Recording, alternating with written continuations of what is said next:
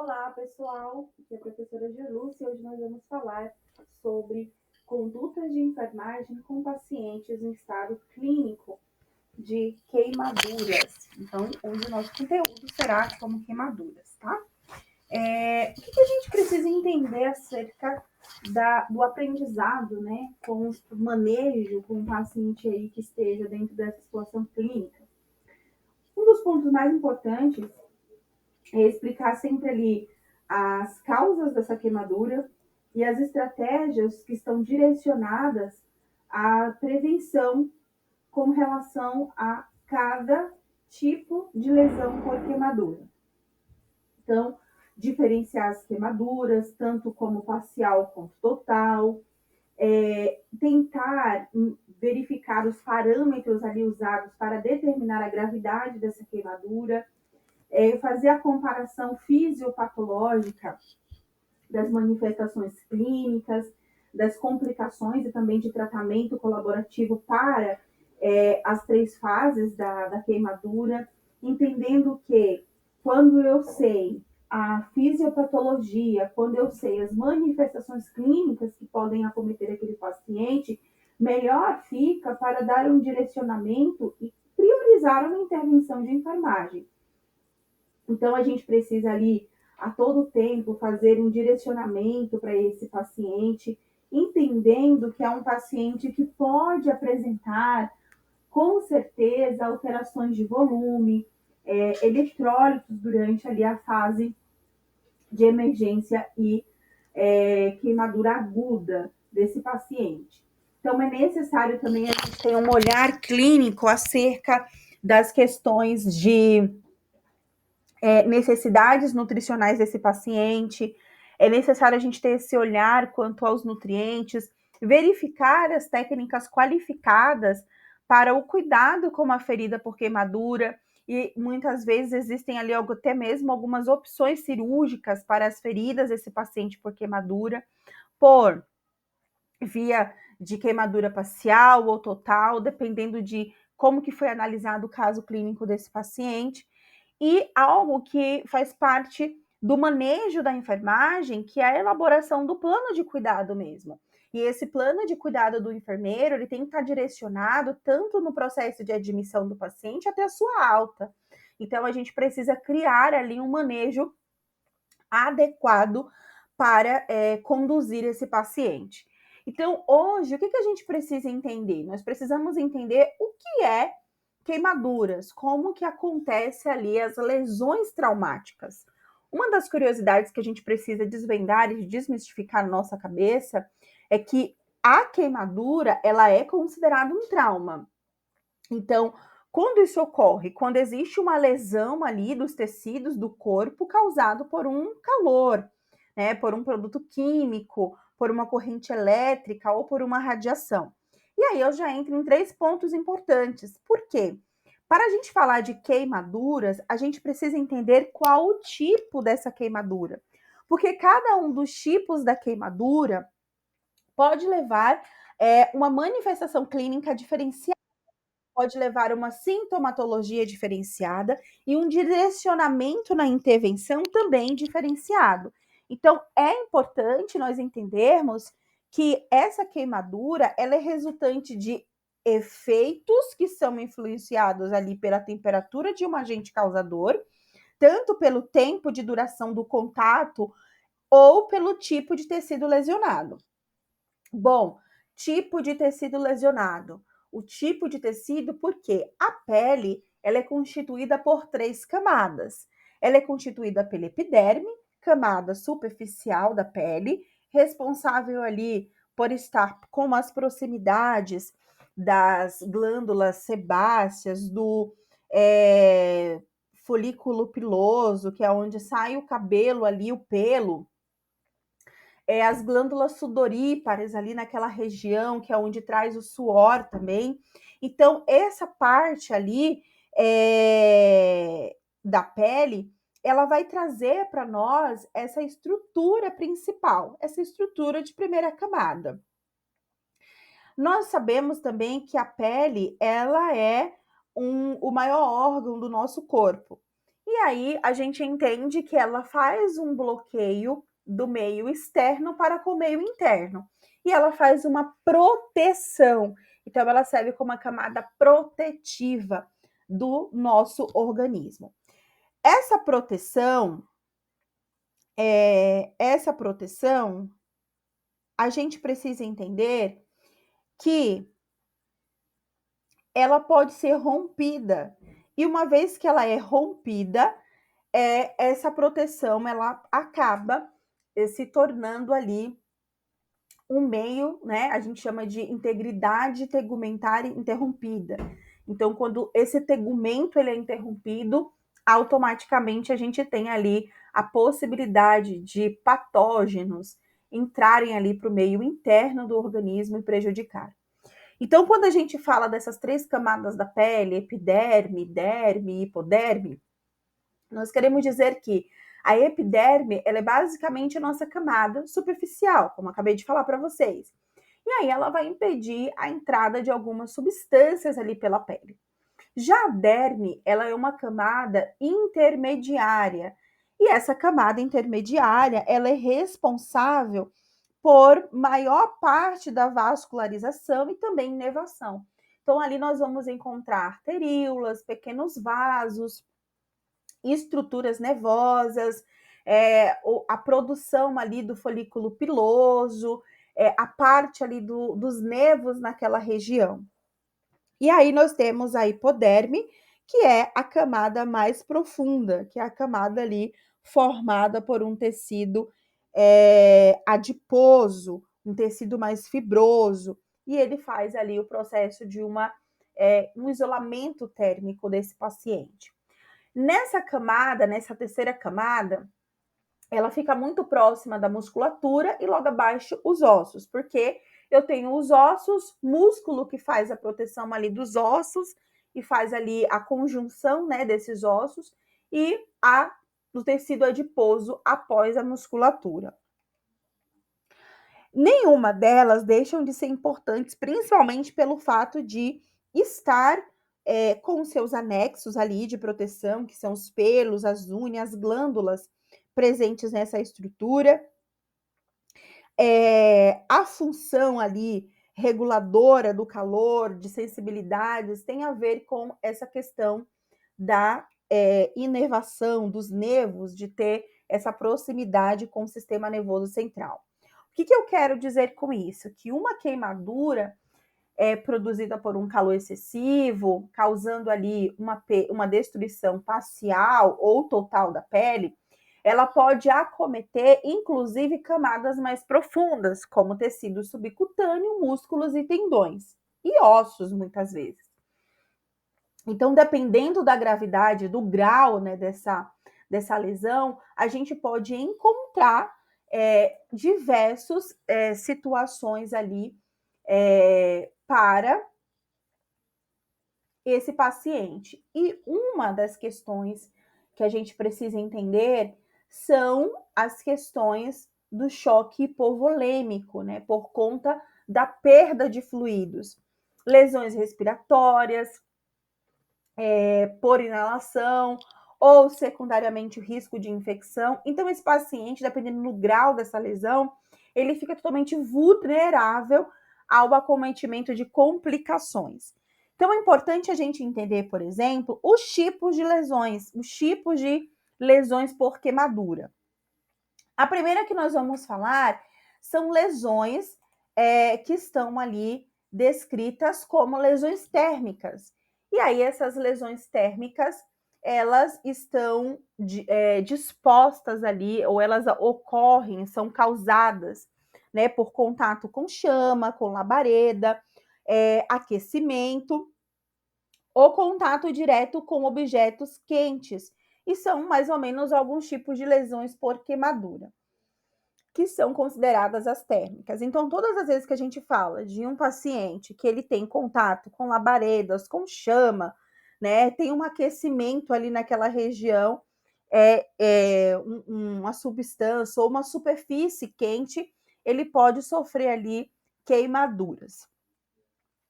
As queimaduras, elas vão ter ali também a classificação de químicas, né? Então, as classificações químicas, elas resultam ali em lesões que são por ácidos, por álcalis e compostos orgânicos.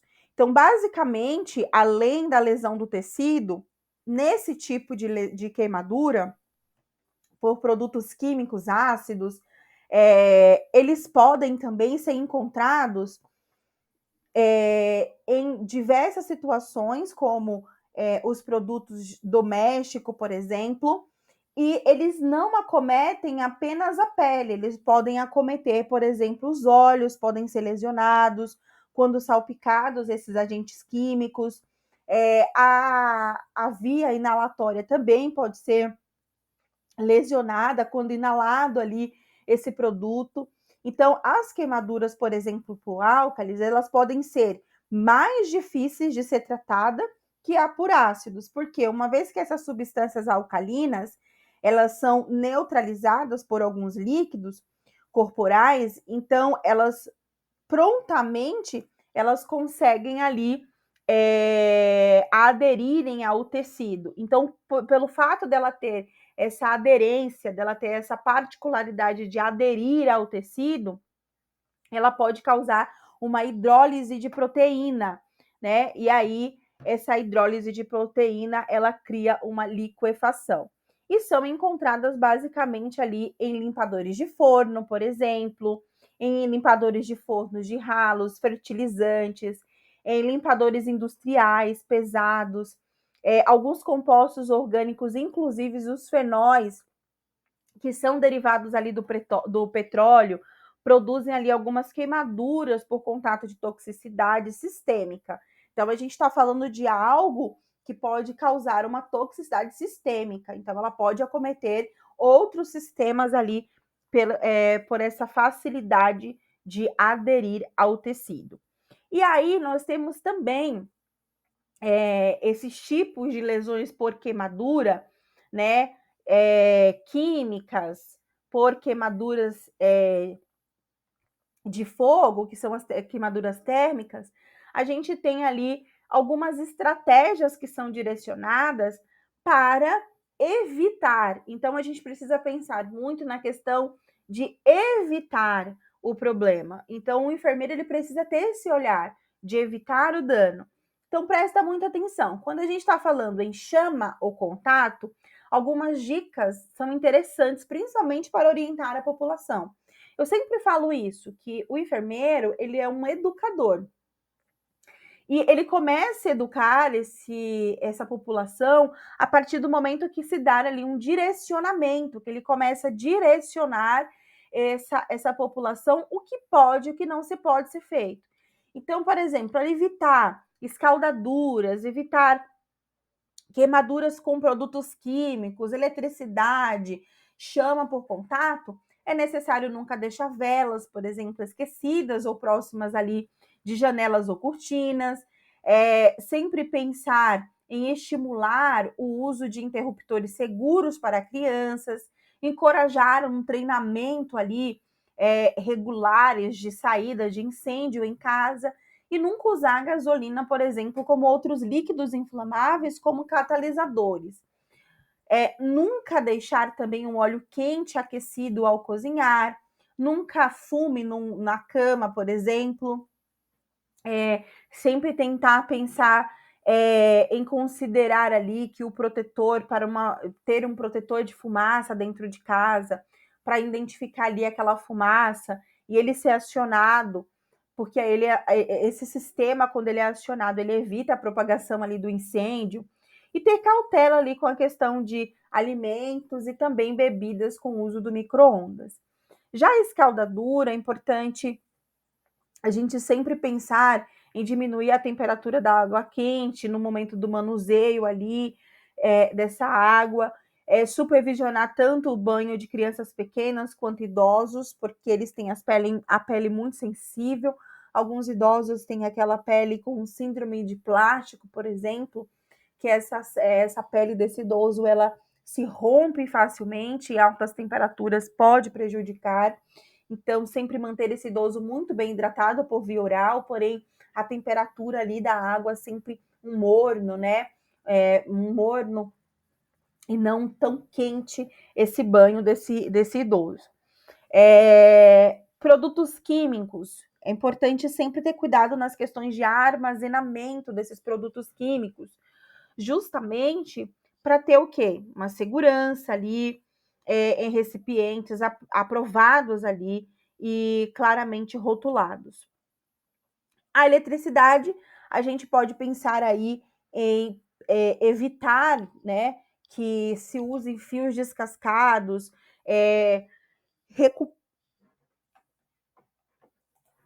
faça ali a recuperação ali de fontes de energia de forma mais segura, tem ali o uso de óculos protetores e luvas nos reparos elétricos para que não caia ali nenhuma faísca ou algo que cause dano ali nos olhos e evitar ali atividades externas durante tempestades elétricas, tá?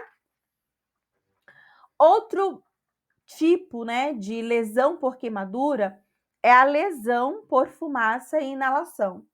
Então, as lesões que decorrem da inalação de ar ou agentes químicos nocivos, elas podem causar uma lesão dos tecidos do trato respiratório. E, felizmente, os gases são resfriados pela temperatura corporal antes de atingirem ali o tecido pulmonar. Embora possa ocorrer lesão ali da mucosa respiratória e que às vezes, de forma rara, acontece pelas cordas vocais, pela glote, e que isso se fecha como um mecanismo protetor. Por quê?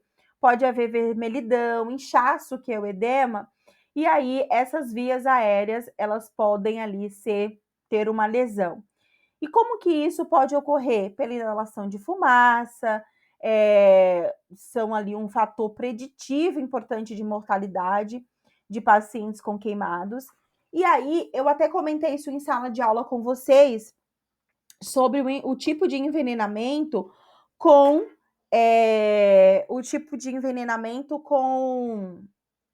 monóxido de carbono, que é o carbono produzido ali pela queima do combustível do carro. E aí eu dei o exemplo para vocês de que se tiver em ambiente fechado e ligar o carro, ficar com aquele tempo todo inalando aquele cheiro, pode ser uma via de envenenamento e asfixia. Por que isso acontece? Por conta da afinidade que o carbono tem com a hemoglobina, que é a molécula ali que tem a molécula de oxigênio encarreada. Então, como que isso fisiologicamente acontece? Então, o envenenamento e a asfixia por monóxido, ela responde pela maioria das mortes em um incêndio, por exemplo. Então, o CO, ele é produzido pela combustão incompleta de alguns materiais queimados e ele, subsequentemente inalado, ele desloca o oxigênio na molécula de hemoglobina e ele causa um processo chamado de carboxiemoglobinemia, que automaticamente ele produz uma hipóxia e, por fim, a morte ali quando os níveis de CO são superiores a 20%. Então, o que a gente pode encontrar em um paciente que foi acometido por um envenenamento de monóxido de carbono? A frequência desse paciente, a pele desse paciente com frequência, ela é descrita ali como um aspecto vermelho cereja.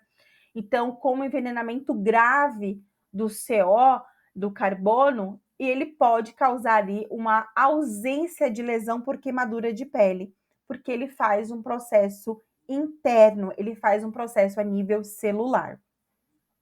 Já a lesão de vias aéreas superiores por inalação, elas são consideradas ali uma lesão que é produzida termicamente e ela pode causar uma inalação, ela pode ser causada, por exemplo, uma inalação de ar quente, um vapor, uma fumaça. Então, as queimaduras da mucosa orofaringe e da laringe, automaticamente elas se manifestam com vermelhidão, com bolhas, com edema nessa região. E isso pode ocorrer ali uma obstrução, isso pode ocorrer ali uma obstrução ali dessa membrana e dessa via. O paciente também pode apresentar alguns desequilíbrios, né? Tem uma probabilidade ali de queimaduras faciais, pelos nasais ali, eles ficam mais chumascados. O paciente pode apresentar rouquidão, deglutição mais dolorosa, membranas das mucosas orais ali, nasal também mais escurecidas, catarro com fuligem, histórico de ter um tecido queimado em um espaço ali fechado, e também em queimaduras de roupas em torno do tórax e do pescoço. Aí a gente tem um outro tipo que é muito importante a gente entender, e vocês vão lembrar, por exemplo, de um acidente que teve na Boate Kiss. E se vocês forem na Netflix, não fazendo propaganda, mas se vocês foram na Netflix, tem lá uma série, um documentário falando ali sobre esse acidente, como que tudo aconteceu. E vocês vão ver que no meio do documentário, alguns pais, eles falam que minha filha saiu do local e estava com um grupo de amigos dentro do carro, indo para o hospital. E no meio do caminho, eles vieram a óbito. Depois de algumas horas que saiu ali da boate. Então, muitas pessoas morreram pela inalação. E aí, isso é considerado como lesão de vias aéreas inferiores por inalação.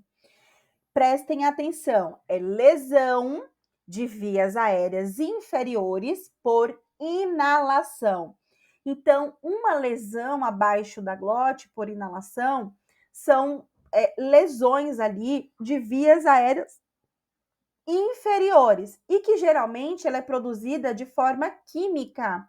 Então, a lesão do tecido, ela está relacionada com a duração da exposição à fumaça ou ao vapor tóxico.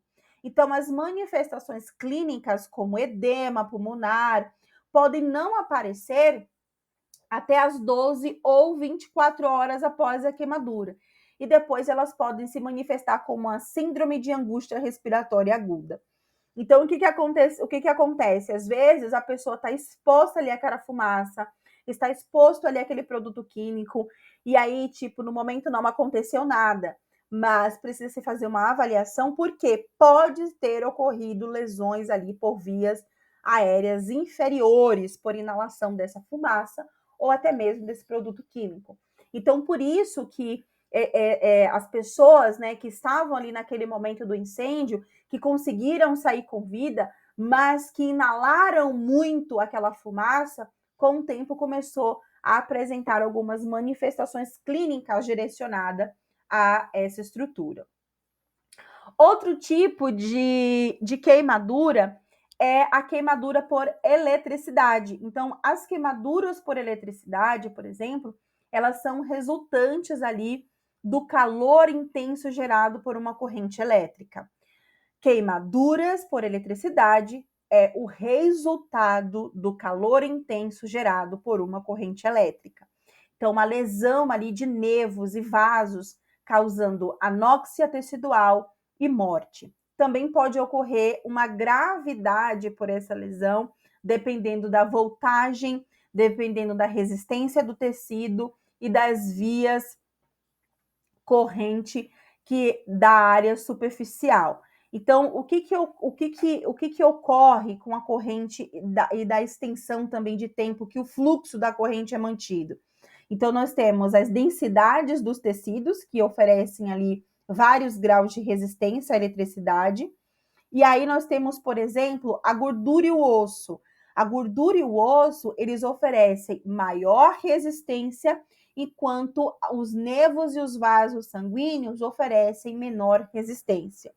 Então, uma corrente ali, quando ela passa por órgãos vitais, como cérebro, coração, rins, ele produz ali mais sequelas ameaçadoras à vida do que aquela que passa por outros tecidos. Então, além disso, elas são centelhadas ali, as centelhas elétricas, elas podem inflamar também a roupa do paciente, e produzir uma combinação de lesão térmica por eletricidade. Então, acho que foi até uma pergunta que uma das alunas fez em sala de aula. Eu não me lembro, eu acho que foi a Dani que fez essa pergunta. Eu não me lembro como que ela fez a pergunta agora para reproduzir, mas ela perguntou algo dentro desse contexto, se era a mesma coisa. Então, uma pode trazer a outra, tá?